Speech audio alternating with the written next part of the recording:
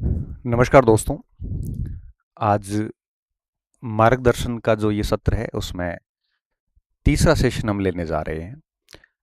पहले में हमने बात की थी कि कौन सी ऐसी गलतियां रहती जिसकी वजह से हम कई बार असफल हो जाते हैं अच्छी मेहनत करने के बाद भी, जो ठीक 1 महीना पहले लिया था। दूसरा सेशन जो लिया उसमें हमने बात की थी कि पढ़ाई का तैयारी का अच्छा तरीका क्या हो जिसमें ठीक से चीज़ें याद भी रहें, रिवीजन वगैरह कैसे किए जाए, ये सारी बातें हमने 15 दिन पहले करी थी। मैंने सोचा था कि महीने में 2 सेशन 15-15 दिन बाद इस विषय पे भी बात करें कि किस तरह से चीज़ों को मैनेज करना है। कई बार विद्यार्थी उलझ भी जाते हैं। आज की जो हमारी वार्ता रहेगी उसमें मैं बात करूंगा कि एक विद्यार्थी का क्या शेड्यूल होना चाहिए, उसका टाइम टेबल क्या होना चाहिए, एक अच्छा टाइम टेबल क्या हो सकता है, क्या करना चाहिए क्या नहीं करना चाहिए, दोनों बातें आप सुनना अच्छे से। और उसके बाद में आप अपने जो टाइम टेबल जिसमें आप चल रहे हो अभी, उसमें कहीं पे भी आपको लगे कि ये बातें ठीक हैं, तो उसको चेंज कर लेना थोड़ा सा। और अगर आपको लगे कि आप ऐसे ही चल रहे हैं, बढ़िया चल रहे हैं, तो कोई दिक्कत नहीं है। देखो, ये मेरे अनुभव के आधार पे मैं बात करूंगा कि देखो, टाइम टेबल के मामले में एक्सपीरियंस बहुत मैटर करता है। हर व्यक्ति अलग अलग होता है, सबकी अलग अलग क्षमताएं होती हैं, सबके अलग अलग टाइम टेबल होते हैं। तो मैं आपके टाइम टेबल छेड़छाड़ नहीं करूंगा, परंतु मैं मेरे अनुभव से बताऊंगा कि क्या करना चाहिए क्या नहीं करना चाहिए, ताकि आप अपने टाइम टेबल को थोड़ा संशोधित कर सकें। कई बार कई बच्चे टाइम टेबल बना भी नहीं पाते। शेड्यूल होना क्या चाहिए। तो आज की जो हमारी वार्ता है बेसिकली, उसमें हम बात कर रहे हैं कि एक स्टूडेंट का शेड्यूल क्या हो। ठीक है, छोटा कर दो भले। एक शेड्यूल क्या होना चाहिए, उस पर हम बात करेंगे बिना कोई समय खराब किए हुए। सबसे पहली चीज, शेड्यूल ऐसा हो। अच्छा, शेड्यूल होता है क्या है? शेड्यूल का मतलब होता है कि सुबह से शाम तक का आपकी दिनचर्या। शेड्यूल का मतलब होता है कि आप किस परीक्षा को टारगेट लेके किस तरह से प्रिपरेशन कर रहे हो, कौन से विषयों को पढ़ रहे हो, कैसे पढ़ रहे हो, ये पूरी की पूरी जो एक एक व्यवस्था होती है उसको हम शेड्यूल बोलते हैं। जैसे मैं तैयारी करूं मान लो किसी परीक्षा की, और उस परीक्षा को 1 महीना या 8 महीने या 10 महीने शेष हो, तो मैं उस परीक्षा की तैयारी के लिए सुबह से शाम तक कैसे मैनेज करता हूँ खुद को कि लास्ट तक 4-5 बार सिलेबस हो जाए, अच्छा रिवीजन हो जाए, अच्छी प्रैक्टिस हो जाए। बिना शेड्यूल के व्यक्ति अपनी शक्तियों का, अपनी क्षमताओं का भरपूर उपयोग कभी नहीं ले सकता। आपका शेड्यूल होना बहुत ज़्यादा ज़रूरी है। ये टाइम को इतना बढ़िया मैनेज कर लेता है कि आप जितना कर सकते हो उससे अधिक कर पाते हो। और अगर आप शेड्यूल नहीं है, तो जितना आप कर सकते थे उससे कहीं कम कर पाते हैं आप। शेड्यूल होना बहुत ज़रूरी होता है। उसके बिना हम अस्त व्यस्त हो जाते हैं, और अस्त व्यस्त व्यक्ति कोई भी काम नहीं कर पाता। वो श्रीलाल शुक्ल लिखते हैं राग दरबारी में शायद, कि मेरे पास इतने अधिक काम हैं कि एक भी काम नहीं हो रहा है। मेरे पास इतने अधिक काम है कि एक भी काम नहीं हो रहा है। क्या मतलब है इसका? इसका मतलब ये है कि बस शेड्यूल कुछ है नहीं, टाइम टेबल कुछ है नहीं, बस सोच रहे हैं उस कामों पे। और सोचोगे तो काम होंगे कैसे, और हो कुछ नहीं रहा है बस। अब हो कुछ नहीं रहा इसलिए वो अधिक काम पड़े। अगर कुछ हो रहा होता तो काम सारे संपादित हो जाते। इसलिए कहते हैं ना कि शुरुआत बड़ी मुश्किल होती है, और एक बार अच्छे से शुरू कर लेते हैं तो फिर अपने आप चीज़ें धीरे धीरे सुलझती जाती हैं, रास्ते निकलते जाते हैं, काम होते जाते हैं, मोटिवेशन मिलता जाता है अपने आप ही, ऑटो सेल्फ मोटिवेशन जैसे कहते हैं, मिलता जाता है। चीज़ें हल्की होनी शुरू होती है और अच्छा फील होना शुरू हो जाता है। कुछ नहीं करोगे, सुबह शाम पड़े रहोगे, कोई शेड्यूल नहीं है, तो काम होता नहीं है। काम बढ़ता जाता है कि हो नहीं रहा है इसलिए काम बढ़ रहा है। दिमाग के ऊपर भार बढ़ता जाता है, कॉन्फिडेंस डाउन हो जाता है, सेल्फ मोटिवेशन बिल्कुल नहीं रहता। फिर दूसरों से मोटिवेशन सुनने की आवश्यकता महसूस होती है, जो कोई काम का होता नहीं है ज़्यादा समय तक। और फिर हमारे अंदर जितनी क्षमता है उतना हम प्रदर्शन नहीं कर पाते।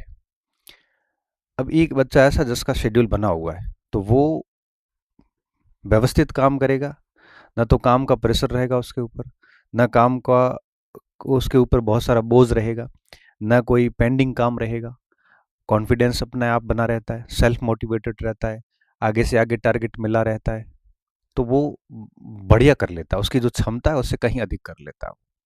एक ऐसा बच्चा जिसके पास कोई शेड्यूल नहीं, बहुत अस्त व्यस्त है, उसको सुबह शाम सोने का ही अता पता नहीं, खाने पीने का अता पता नहीं है, और साथ में किस समय क्या पढ़ना है, कैसे रिवीजन प्रैक्टिस, उसका कोई अता पता नहीं है, तो वो कोई काम उससे होता नहीं है, फिर उलझ जाता है, फिर वो मोबाइल में देख के रील्स वगैरह सो जाता है। और फिर क्या होता है, काम का बोझ बढ़ता जाता है, बर्डन बढ़ता जाता है, मानसिक दबाव बढ़ता जाता है, मोटिवेशन डाउन हो जाता है, कॉन्फिडेंस डाउन हो जाता है, और फिर तनाव, अवसाद, ये सारी जो नई नई बीमारियां हैं वो उसको लगनी शुरू हो जाती है। इसलिए एक विद्यार्थी को सबसे पहले अपना एक बढ़िया शेड्यूल रखना चाहिए, और वो शेड्यूल को स्ट्रिक्टली फॉलो करना चाहिए। अगर आप शेड्यूल को फॉलो नहीं करते हैं तो फिर मान के चलिए उस शेड्यूल का कोई महत्व नहीं है। कैसा होना चाहिए? सबसे पहला पॉइंट, शेड्यूल ऐसा हो जो स्वतंत्र हो, ऐसा बंधनकारी नहीं हो। कैसा होना चाहिए? स्वतंत्र शेड्यूल होना चाहिए, बंधन वाला नहीं हो। जैसे मैं उदाहरण देके समझाता हूँ। कई बच्चे क्या करते हैं, हाँ, पेज के पीछे की साइड लिख लेते हैं 4 बजे 6 बजे उठना, 7 बजे तक ये करना, 9 बजे तक ये पढ़ना, 9:30 बजे ये करना, 11 बजे ये करना। ऐसा शेड्यूल बंधन कहलाता है। ऐसा टाइम टेबल कभी मत बनाना। क्यों? क्योंकि इस प्रकार के टाइम टेबल से आप चैन की तरफ बंध जाते हैं, फिर इसमें से एक भी कड़ी छूटती है। जैसे मान लो 6 बजे उठने का शेड्यूल बनाया आपने, और आप उठ गए 7 बजे, फिर आपका मन ही नहीं होगा, पूरा दिन शेड्यूल बिगड़ गया, और पूरे दिन पढ़ाई नहीं होगी। फिर आप कहोगे अब इसको कल से लागू करेंगे, कल कभी आता नहीं है। ऐसे बंधन वाले शेड्यूल में एक भी कड़ी मिस हो गई तो पूरा दिन गया आपका। दिन जाने का मतलब होता है 10 घंटे जाना। 10 घंटे का क्या मतलब होता है? अच्छी तैयारी वाला बच्चा 10 घंटे में एक छोटा मोटा सेगमेंट रिवीजन कर लेता है, वो आपने बिगाड़ दिया। मैं हमेशा से इसके खिलाफ रहा हूं, और मेरा जो अनुभव है वो ये कहता है, ऐसे बंधन भरे शेड्यूल को कोई भी बच्चा कभी भी स्ट्रिक्टली इम्प्लीमेंट, कठोरता से लागू नहीं कर सकता। कि सुबह 5 बजे उठना मतलब उठना, ऐसा नहीं होता। हम कोई मशीन थोड़ी है, हम मानव हैं। कभी कभार रात को नींद नहीं आई तो जरूर थोड़ी कि आप सुबह 6 बजे उठ पाओगे। 7 बजे ये करना, 7 से 9 इतिहास पढ़ना, 9 बजते कि आप इतिहास छोड़ दोगे क्या? आपका कोई पैराग्राफ बीच में रहा होगा तो 15 मिनट और पढ़ना पड़ेगा। तो इसलिए ऐसे शेड्यूल से बचे, बल्कि स्वतंत्र शेड्यूल बनाए। स्वतंत्र में क्या होता है, सेशन डाल दे, भाई मॉर्निंग सेशन में मुझे ये पढ़ना है बस। और मॉर्निंग सत्र आप 4 बजे शुरू करो या 5 बजे करो, 6 बजे करो, वो आपके ऊपर है। शेड्यूल व्यक्ति की सुलझाने के लिए होता है, उलझाने के लिए नहीं होता है। ये बंधन वाले शेड्यूल उलझाते हैं आपको। स्वतंत्र शेड्यूल जो होता है ना, वो सुलझाते हैं। शेड्यूल सुलझाने के लिए होता है। तो 3 सेशन डाल दिए कि भाई जैसे मॉर्निंग सेशन हो गया, मिड डे सेशन हो गया, और इवनिंग सेशन हो गया। अब ये 3 सेशन हो गए आपके। तो जैसे मान लो मॉर्निंग में कोई आपात काम आ गया और आप नहीं पढ़ पाए, कोई इश्यू नहीं, आप इवनिंग शेड्यूल फॉलो कर लो, मिड डे का कर लो, नाइट वाला शेड्यूल कर लो। तो एक शेड्यूल बिगड़ा, कम से कम 2 तो आपने पालन किए। 10 नहीं हुई तो कम से कम 6-7 घंटे तो पढ़े। बंधन वाले में तो कुछ नहीं होना। तो एक स्वतंत्र शेड्यूल बनाए जिसमें सेशन रखें आप, सुबह का सत्र, दिन का सत्र, रात का सत्र, जैसा भी आपको ठीक लगता है, 4 सत्र या 3 सत्र रख ले, और फिर उसमें तय कर ले कि किस सत्र में क्या क्या पढ़ना है। जिससे कि सिलेबस का एटलीस्ट 70-80% हिस्सा आप साथ लेके चले। तो ऐसा शेड्यूल होगा ना तो थोड़ा अच्छा लगेगा। स्वतंत्र शेड्यूल में और क्या होता है, बंधनकारी में क्या होता है, बंधनकारी में आपने सप्ताह के 7 दिन ऐसे ठूस ठूस के भरा है कि सांस लेने का भी आपको समय नहीं है। और मैं बताऊं, एक व्यक्ति कभी भी सप्ताह के 7 दिन एक ही शेड्यूल में नहीं पढ़ सकता। उसको थोड़ा एंटरटेनमेंट भी चाहिए होता है। तो मैं क्या मानता हूं कि ऐसे शेड्यूल की बजाय आप अपनी हॉबी को भी थोड़ा टाइम दें। जैसे हॉबी क्या, किसी की स्केच बनाना हॉबी होती है, किसी के गीत सुनना होता है, किसी को कोई लिखना होता है।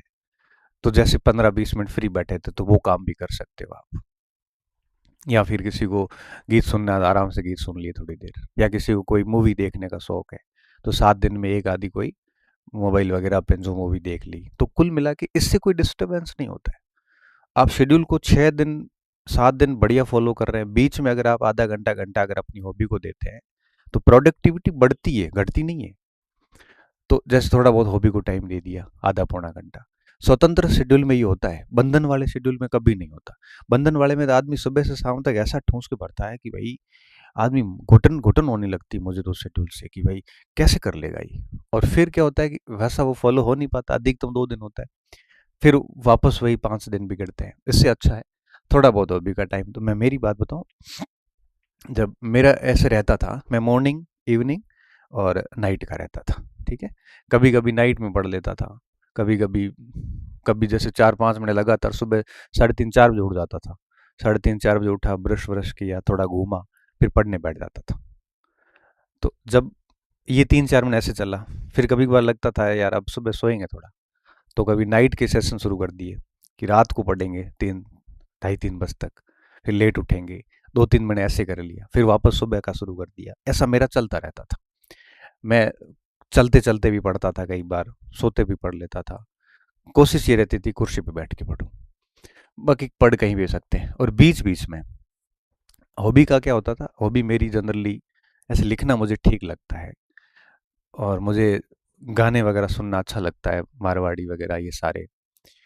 तो ऐसा बीच में वो वीडियो गेम खेलना जो पहले आते थे वो, और ये सारी चीज़ें, मोबाइल्स गेम नहीं, वीडियो गेम आते हैं, 10-20-50 रुपए के आते थे, सांप वाले ना से आते थे, आजकल तो बंद ही हो गए। तो जैसे ही मैं थक जाता था तो 10-15 मिनट ये कर लेता था, और फिर आसपास याद आता था यार काफ़ी हो गया, अब थोड़ा पढ़ लेता हूँ।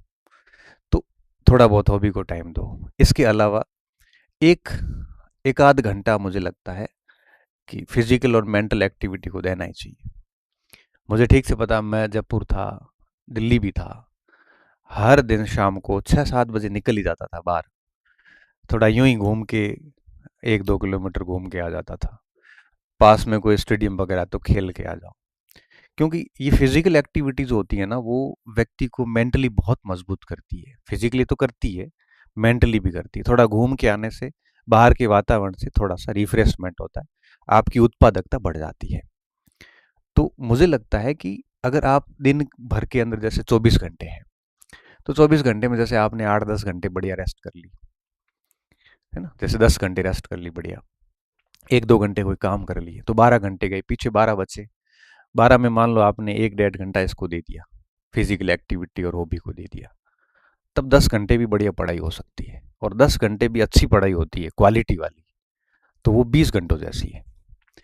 इसलिए अब आपको कई बच्चों को हंसी भी आ रही होगी कि सर इतना टाइम कहाँ मिलता है। देखो, टाइम सबके पास समान होता है, आप उलझे हुए इसलिए आपको इन चीज़ों के लिए टाइम नहीं मिलता। अगर आप सुलझे हुए होते तो दिक्कत नहीं है। अपना टाइम कहाँ जाता है, अपना टाइम मोबाइल में चला जाता है। क्योंकि हमारा स्क्रीन टाइम है 5-6 घंटे। चलो, जो ऑनलाइन क्लास लेते हैं उनको छोड़ो आप, अगर आपकी ऑनलाइन कोई क्लास नहीं है, फिर भी आपका अगर स्क्रीन टाइम के कई एप्लीकेशन है आपके मोबाइल में, देखना कभी, मुझे लगता है 4 घंटे से सब ऊपर है, 4 से 7 के बीच में, कई कई तो 12-12 घंटे हैं।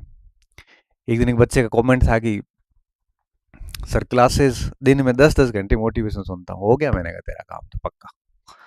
अब 4 से 7 घंटे अगर आपका स्क्रीन टाइम है, तो अब आप दो सोचो कि 10-12 घंटे काम, भाई सोना करना, छोटे मोटे काम वगैरह करो, ये तो 10-12 घंटे तो ये गए, पीछे 12 घंटे बचे पढ़ने के लिए।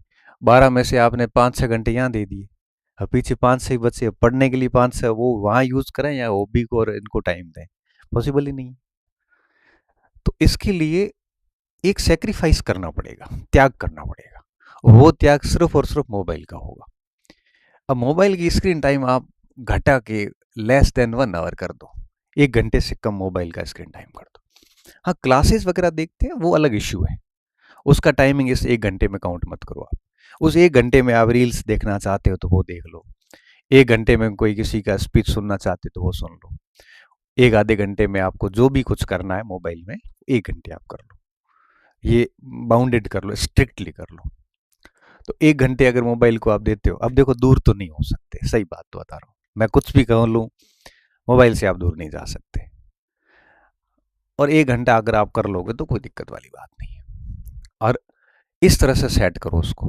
तो एक आध घंटा आपने, जैसे सुबह या शाम के समय थोड़ा घूम के आ गए, कम से कम 30 एक मिनट आप घूम के आ गए, और 30 एक मिनट आपने ओबी को टाइम दिया, 1 घंटा टाइम तो इन दोनों को दो ही दो आप। इससे मेंटली रिफ्रेशमेंट रहता है। व्यक्ति जब पैदल चलता है ना तो मन से बहुत सारी बातें करता है, और मन से जब बातें करता है तो वो बहुत सारी चीजें चिंतन करता है, तैयारी को लेके भी चिंता करता है, चिंतन भी करता है, भविष्य को सोचता है। तो इस तरह से जब भी मैं खुद आज भी वॉक करता हूँ शाम को खाना खाने के बाद में, आज मैं बाहर निकलता हूँ और एटलीस्ट 40-45 मिनट में घूम लेता हूँ 9-10 बजे के आसपास, और उस समय मैं दिन भर के जो कॉल्स होते हैं उनसे भी बात कर लेता हूँ। आज भी उन 40-45 मिनट में मेरे मस्तिष्क में सब कुछ चल रहा होता है कि कल क्या करना है, आगे क्या प्लानिंग करनी है, किस चीज़ को कैसे मैनेज करना है। ये सारी बातें जो होती है, ये सारी मैं उन चीज़ों में सोच लेता हूँ। तो क्या अच्छा जब शेड्यूल बन जाता है ना, तो अब जब आप इन सब चीज़ों में अपना टाइम दोगे, मोबाइल को 1 घंटा या उससे कम यूज़ करते हैं, तो क्या है, आपका टाइम अननेसेसरी कामों में जो जा रहा है वो बच जाता है, निरर्थक कामों में, और वो टाइम क्वालिटी टाइम हो जाता है। आप अच्छी जगह उन टाइम को लगाना शुरू कर देते हैं। इससे क्या होता है कि एटलीस्ट यूं कहिए कि आप शेड्यूल में बने रहते हैं, आपका आत्मविश्वास बढ़िया रहता है, आपको हर दिन पता होता है कि कल क्या करना है और आज क्या करना है। फिर आपको ना तो किसी मोटिवेशन की आवश्यकता रहेगी, आपकी नियमितता कंटिन्यू बनी रहेगी, और साथ साथ में अगर आप शेड्यूल को कंटिन्यू फॉलो करते हैं तो फालतू के लोग भी आपके जीवन से अपने आप दूर चले जाएंगे। क्यों जाएंगे? क्योंकि देखो, आप टाइम मोबाइल से दे नहीं पाओगे, भौतिक रूप से आप टाइम दे नहीं पाओगे। क्यों? क्योंकि 8-10 घंटे तो आपको एटलीस्ट रेस्ट करनी पड़ेगी, और 8-10 घंटे पढ़ाई हो जाती है, 1-2 घंटे आप इसको टाइम दोगे तो फिर टाइम बचेगा नहीं। तो फालतू लोग हट जाएंगे, और जो बहुत अच्छे लोग हैं वो आपसे जुड़े रहेंगे, क्योंकि अच्छे लोगों को आपसे हमें हर दिन टाइम चाहिए भी नहीं होता है। उनको तो केवल तभी चाहिए होता है जब उनको ज़रूरत होती है, या आपको उनकी ज़रूरत होती है तब वो आपको टाइम दे देते हैं। और मुझे लगता है कॉन्टैक्ट लिस्ट जितनी छोटी होती है उतनी प्रभावी होती है। और ये बात आपको कब एहसास होगा? जब कभी आप संकट में आएंगे, उस दिन आपको पता चलेगा कि लंबी कॉन्टैक्ट लिस्ट के फायदे नहीं है। काम के समय कोई फ़ोन नहीं उठाएगा आपका, ना मैसेज का रिस्पॉन्स आएगा। बातें भली बड़ी बड़ी कर लें मोटी मोटी, लेकिन जब ज़रूरत पड़ेगी तब 2-4 लोग काम आने वाले। मुझे लगता है कि वो 2-4 लोग ही आपकी कॉन्टैक्ट लिस्ट में होने चाहिए, बाकी नाम हटा दो सारे। मस्त रहिए, जीवन सरल रखिए, कम लोग साथ में रखिए, अच्छे रखिए। तो मैं क्या आजमाता रहता हूँ इन चीज़ों को, मेरे पर आते रहते हैं संकट, तब मैं कई साथियों को आजमाता हूँ, कई औकात दिखा देते हैं, कई काम आ जाते हैं, काम आते हैं उनकी लिस्ट रखता हूँ, औकात वालों को हटा देता हूँ, ताकि फिर आगे भविष्य में ध्यान तो रखूँ, गलत फहमी में तो ना रहूँ कि मेरे साथ इतने बड़े बड़े लोग, कोई नहीं होता, बहुत कम लोग आपके साथ होते हैं। तो कम से कम जब आप ऐसे शेड्यूल को फॉलो करोगे तो निश्चित तौर पे आप ऐसे सारा फालतू लोग आपके जीवन से हट जाएंगे। फिर आपका ध्यान केवल पढ़ाई पे, आपकी हॉबी पे, थोड़ा बहुत मोबाइल पे, और अपने टारगेट को लेके रहेगा। फालतू चीज़ें अपने आप, ये प्रैक्टिस करना, एटलीस्ट 20-21 दिन कोशिश करना इसको फॉलो करने की, निश्चित तौर पे आप करोगे।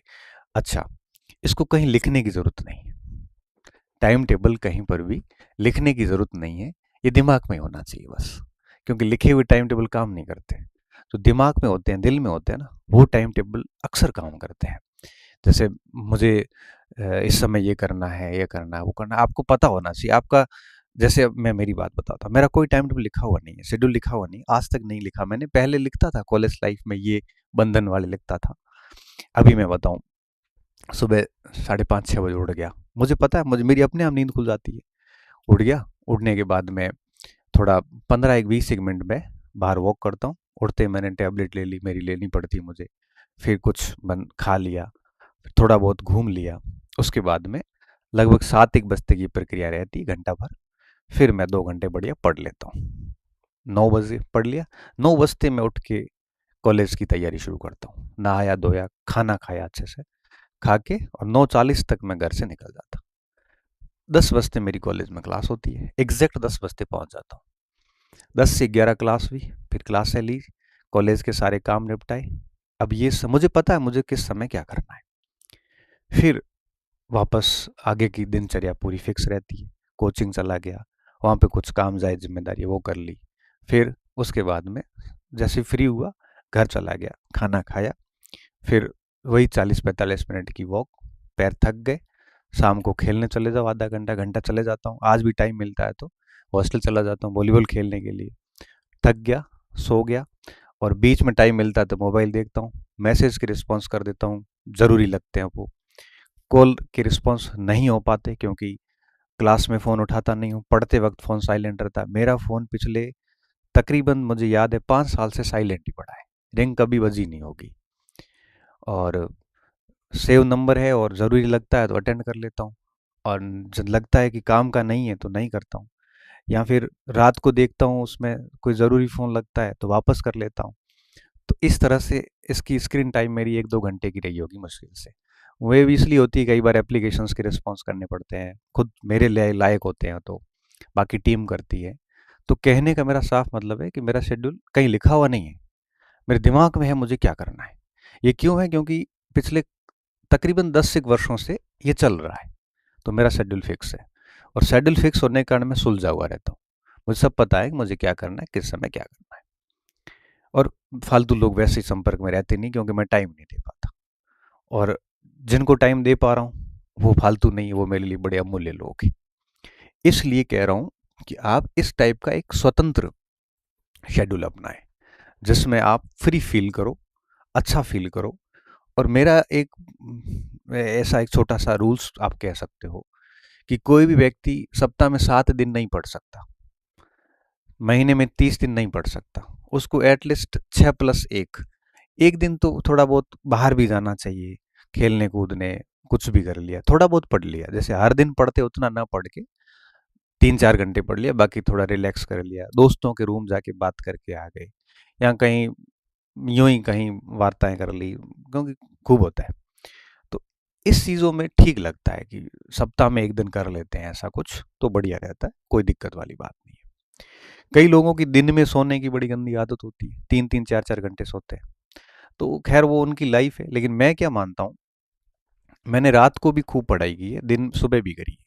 मेरा एक्सपीरियंस ये है कि नाइट में जो लेट नाइट जो पढ़ाई की जाती है वो बहुत कम समय तक याद रहती है, मुश्किल से वो 5-7 दिन तक याद रहता है, अल्प शॉर्ट टाइम मेमोरी रहती है। जैसे इंजीनियरिंग के बच्चे हैं या कॉलेज के बच्चे हैं आजकल, सुबह पेपर है तो लेट नाइट पढ़ के देते हैं तो वो उतने समय तक याद रहता है। लेकिन अगर आप मॉर्निंग में जल्दी उठते हो 4-1 बजे के आसपास, और 4 से सुबह 9 बजे तक या 10 बजे तक सुबह सुबह 4-5 घंटे निकाल लिए, ये बहुत दीर्घ काल तक याद रहता है। सुबह वाला मामला ज़्यादा सही रहता है। और फिर दिन में अगर आप सुबह उठोगे तो फिर तय बात है 12-1 बजे के आसपास थोड़ी नींद आएगी, वो नींद ले ली, आधा पौना घंटा ले ली, ज़्यादा नहीं लेनी है। ऐसा नहीं सर मैं तो एक बार सोता हूँ 3 घंटे नहीं उठता, ऐसा मत करना। उम, मुझे याद है मैं दिन में सोता ही नहीं हूँ वैसे, और कभी कभार अगर सोता हूँ तो 20-25 मिनट में मेरी नींद खुल जाती है। नींद आती नहीं, मैं सभी साथियों को पता है, दिन में बहुत कम, कभी कभार कोई बहुत रिलैक्स हूँ तो कोई घंटा भर सो जाऊँ तो पता नहीं, बाकी नहीं सोता। तो आप ऐसे नहीं करें, आप सुबह जल्दी उठ जाओ, दिन में एक आधा घंटा रेस्ट कर ली, फिर बढ़िया पढ़ लिए, फिर रात को सो गए। तो ऐसे करो। कुछ बच्चे होते हैं जो रात को पढ़ते हैं, दिन में सोते हैं, फिर वो अपना देख लेना। मैं मेरा कह रहा हूँ कि हो सकता है कि आपको उसमें ठीक लगे, तो इस तरह से यूज़ करो तो बढ़िया है। शेड्यूल में और क्या ध्यान रखना है, तो एक तो ये स्वतंत्र शेड्यूल होना चाहिए, दूसरा सेशन होने चाहिए आपकी, तीसरा हॉबी को वगैरह को थोड़ा फिजिकल एक्टिविटी को टाइम देना चाहिए, चौथा सप्ताह में एक आध दिन थोड़ा बहुत गेट टुगेदर भी हो जाना चाहिए साथियों वगैरह का, पांचवा मोबाइल वगैरह का टाइम है वो थोड़ा सा लिमिट होना चाहिए, घंटे भर का होना चाहिए। उसके अलावा और क्या रखा जा सकता है, और देखो, और रीडिंग, देखो स्टडी होनी चाहिए, साथ में थोड़ी सी प्रैक्टिस का काम भी हो आपकी शेड्यूल में। पढ़ने के साथ साथ हर दिन आधा पौना घंटा प्रैक्टिस होनी चाहिए, पुराने पेपर्स हर दिन होने चाहिए। फ्री बैठे हो, आप 15-20 प्रश्नों का एनालिसिस कर लो, बढ़िया। प्रैक्टिस होनी बहुत ज़रूरी होती है। आप कोरा पढ़ो ही मत, प्रैक्टिस करिए, इमेजिनेशंस करिए। कोई अगर रूम पार्टनर भी उसी परीक्षा की तैयारी कर रहा है तो डिस्कस भी करिए, थोड़ा बहुत बोल के पढ़ना भी ज़रूरी हो जाता है साथियों के साथ में। और इस तरह से जीवंत पढ़ाई होनी चाहिए, ऐसी मृत पढ़ाई नहीं हो कि बस सुबह से शाम केवल पढ़ ही रहे हैं, कोई प्रैक्टिस नहीं है, कोई इमेजिनेशंस नहीं है। पढ़ते वक्त एटलीस्ट ये होना चाहिए कि मैं कौन सा पैराग्राफ पढ़ा है अभी, इस पैराग्राफ में क्या प्रश्न बन सकता है। मैं तो आज भी कोई पैराग्राफ पढ़ता हूँ, लगता है आरपीएससी ऐसे बना सकती है, इसको ऐसे भी पूछ सकती है, इसमें यूं पूछा जा सकता है। तो दिमाग में ये सारे प्रश्न घूमते हैं पढ़ते वक्त। तो मैं हर पैराग्राफ को डाउट की दृष्टि से देखता हूँ कि यहाँ ऐसा सवाल आ सकता है। तो मेरा दिमाग पूरा उसमें बिल्कुल घुला हुआ रहता है कि हर जगह सजग रहता है कि इसमें क्या प्रश्न आ सकता है। तो इस तरह से थोड़ा सा एक्टिव होके और बढ़िया पढ़ोगे, और साथ साथ में प्रैक्टिस और स्टडी अपने शेड्यूल में ये भी होना चाहिए। तो शेड्यूल ऐसे बोझ नहीं लगना चाहिए आपको, है ना, ऐसे हल्कापन महसूस होना चाहिए उसमें, जिसमें आपने सब गतिविधियों को टाइम देखो। जीवन केवल मर मिटने और पढ़ने के लिए नहीं है, पढ़ाई के साथ साथ में एक्टिविटीज भी होनी चाहिए। हमें पता है, हम लोग खूब पढ़ते थे, प्रश्नोत्तरी करते थे, अंत्याक्षरी भी करते थे, खेलने भी जाते थे, मैच लेते थे। हमें अच्छे से पता है ये सारी चीजें। मेरे जो बहुत क्लोज मित्र हैं वो तो सब ये कहते हैं कि इसका हुआ कैसे, क्योंकि उन्होंने मुझे हमेशा ग्राउंड में देखा है, खेलना, कूदना, मनोरंजन करना, गीत गाना, और ये सब काम करते थे। और पढ़ाई के वक्त बढ़िया पढ़ाई कर लेते थे। तो खुद को बांधना नहीं है, उलझाना नहीं है, बोझ नहीं लेना है, बस थोड़ा सा टाइम को अच्छे से यूटिलाइज करना है। सुबह से शाम तक खुद को एकदम सांचे में फिट कर देना है। उस सांचे में सभी एक्टिविटीज को टाइम दो आप, बढ़िया रहो अच्छे से, तो निश्चित तौर पे बढ़िया हो जाता है। और अगर आप ऐसे शेड्यूल फॉलो करेंगे तो आप देखना, आप 10-15 दिन के अंदर अंदर आप में बड़े अच्छे चेंज आएंगे।